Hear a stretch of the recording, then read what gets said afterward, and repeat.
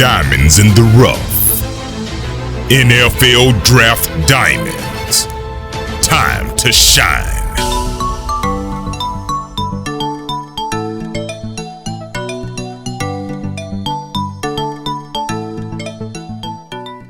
Hi, my name is Jimmy Williams with NFL Draft Diamonds, and today I have with me Michael Johnson, who's an offensive lineman at Savannah State.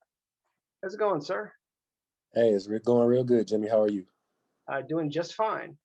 Why don't you go ahead, just kind of give me a brief history of your career so far, man. Like, kind of walk me through basically bringing us up to speed. Even going back to high school, man. Like, where are you from? I'm from Roanoke, Virginia. I played high school at William Fleming. I was a starter there all 4 years. I did good things there. I didn't do so well in the classroom though, so I was able to attend a prep school called Fort Union Military Academy. It helped me get my grades up, helped me prepare for college. And when the previous head coach of Savannah State came and offered me a scholarship, I said, I'll take it. I'm ready to work. Let's get it. Cool. So, grew up in Roanoke, Virginia. That's kind of interesting. But where are you at right now, man? Are you training down there in Georgia, or where are you at? Yes, sir. I'm training in Savannah, Georgia at the Anderson Cohen weightlifting facility. Gotcha. Cool. So, early on there, was Savannah State like the only offer that you had at the time coming out of, you know, prep school, or what was your situation there? I believe, it was so long ago, I believe 16 offers.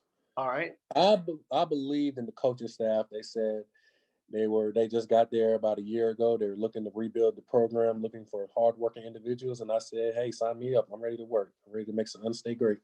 Cool. Everybody's situation is different. It doesn't necessarily mean that like you didn't have the talent. Maybe like you know this one place just came along and said, hey man, we'll let you start. Or what have you.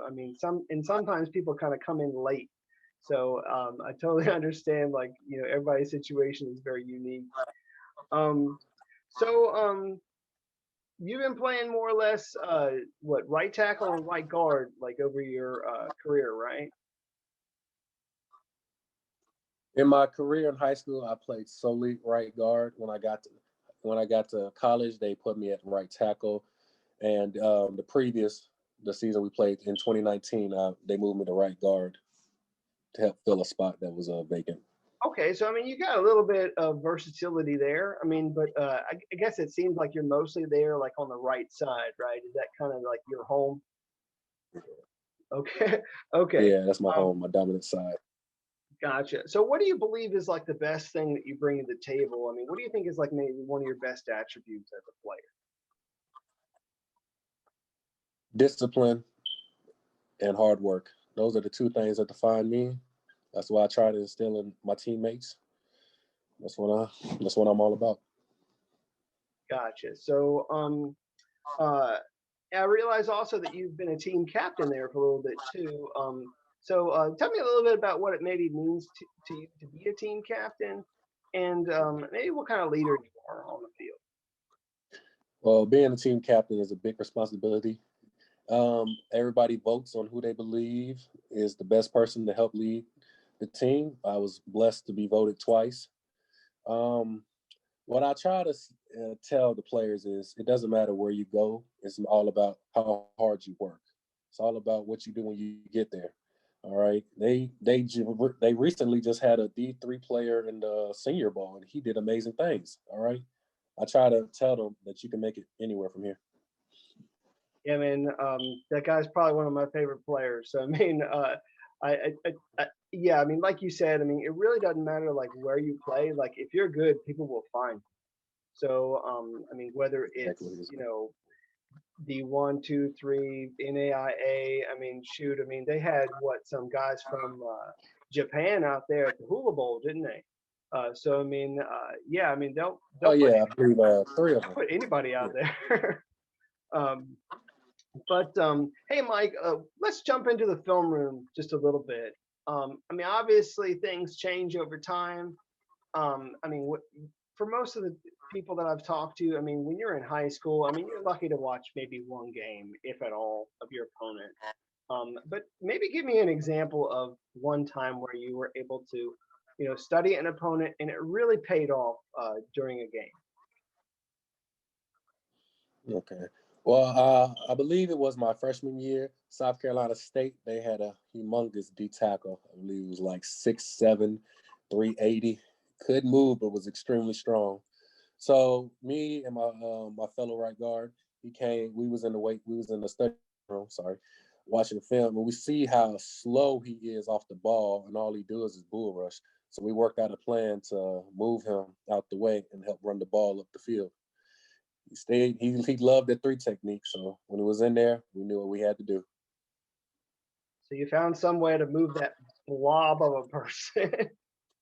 But Yes, sir. hey, man, I mean, those big guys still have, a spot on the field too. So, I mean, you just have to find a way in order to, work with those.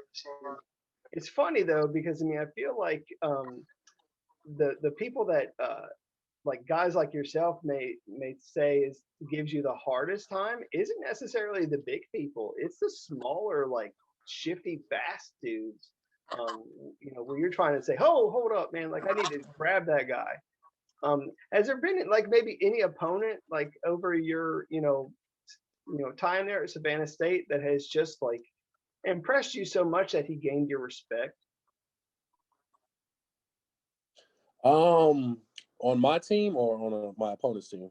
Well, either one really. But who's maybe been The that one I one guy always remember, the one person I always remember is Darius Leonard. I was a freshman going against him, and he was pretty fast and strong. which is He's kind of crazy because I mean he's a small guy. I mean, but even as a smaller, like maybe 6 foot tall guy, I mean he's a freak, man. Like you need to watch he's a out for guys monster. like that. And I mean, I know you yourself. I mean, you're a pretty big dude. I mean, you're about 6'6", 200 and what, 35, 40, 340 pounds, whatever. I mean, you're a Yeah, big it's dude. impressive. But I mean, sometimes those little guys, man, like they give people fits. It's just kind of, how it goes. So, um, Yeah, that's life, man. That's just but game. hey, man, I mean, I realize you're an athlete. You get at it in the weight room. Talking to you about you in the weight room, man. Like, what's like your favorite exercise in the weight I room? love Go for it. I love the squat. I love to hit it.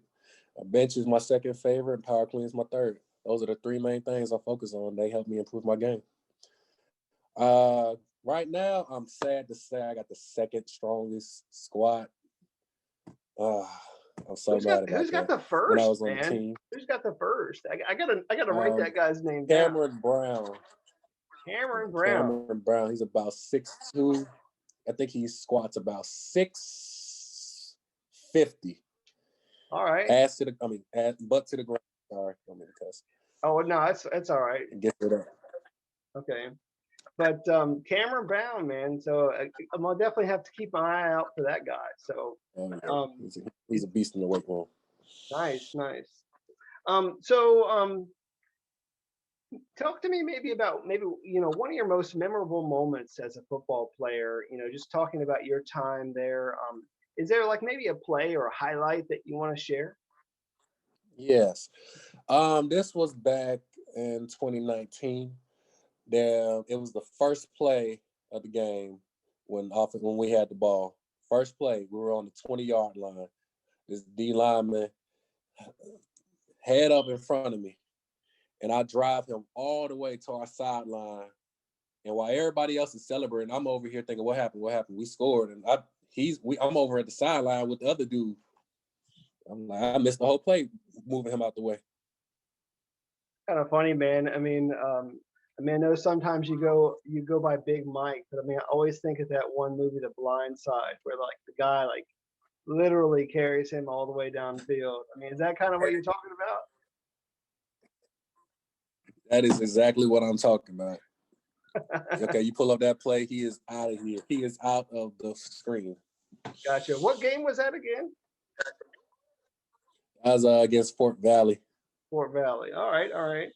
So I mean, I realize that you had a great opportunity this off season. I mean, you guys didn't play any games this season, which is unfortunate, you know. But I mean, you were able to you know, get that call from a couple of different AllStar events. Yeah, I'm really blessed to receive that. Yeah, man, that's awesome. Talk to me about each of those if you don't mind. I mean, tell me a little bit about the Tropical Bowl. Let's start there. Tropic Bowl was an amazing opportunity. I got to see and communicate with so many other scouts. I got to play with players from all across the world of the country. BYU, Mississippi State. My center was from Tennessee, and the tackle was from Louisiana. LSU, baby. And I'm over there competing with them. Like, I have to show what I can do. I have to show what I can do. I didn't have a season, so I have to compete. All right. And I did that. I was told that I was one of the top 10 players there out of the whole group on offense and defense. So it was just a blessing to see that, wow, my hard work really helped me to be the best. And before the game, I was blessed even more to receive an invite to the Hullaball. It was a moment I almost cried. You know, I was like, wow, people believe in me. They see my ability on the field, and now I get to show it even further by going and producing in the Hullaball. Great. So, I mean, obviously you had a lot going on there, you know, with the Tropical Bowl and the Hula Bowl. I mean, were you able to actually sit down and with some teams and some scouts at both of those events? Yes. Cool. I spoke with the Colts. I spoke with the Giants, and I spoke with the Bills. Those Nice. were some teams that were interested in talking to me. I also spoke with Miami. Cool. Well, I mean, hey, I mean, it's nice to know that you spoke with some NFL teams, man. Like that's kind of fun. Did you get any crazy questions during those interviews? Oh, the same old, you know, do I have kids? Am I married? You know, stuff like that. I'm like, I'm 22, man. I don't think I want to have kids right now, but kind of interesting. So I think it's kind of cool that you were able to get out to the Hula Bowl, man. Like, I really want to be able one of these days to actually make it out to Hawaii. That's kind of, you know, on my bucket list, dude. Did you get a chance to really soak all that in? It was amazing. Okay. It was amazing. I mean, it was the best time of my life.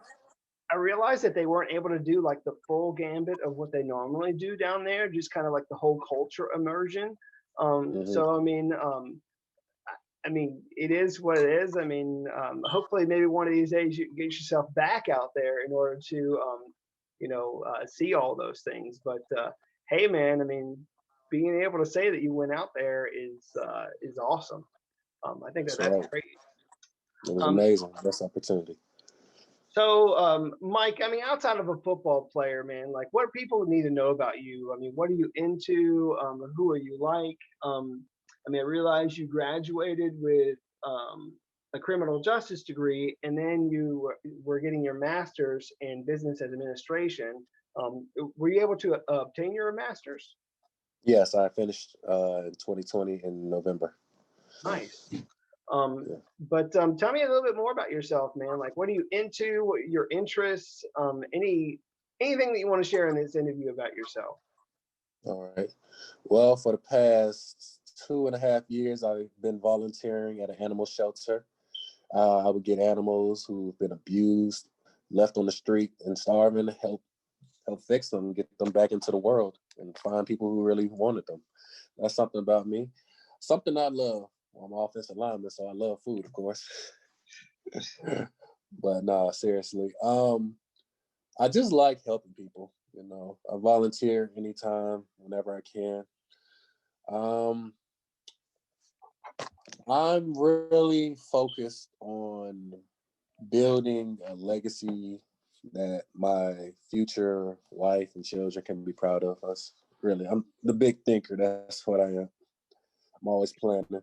Gotcha. Well, I mean, I think it's definitely cool that you're still thinking ahead, man. I mean, you got to know you got to have a plan. I mean, even though you may not have somebody like right there, I mean, God's gonna one day put somebody in your life. So I mean, it's awesome that you're still thinking ahead. So um, definitely think that's cool with like with the animal shelter thing.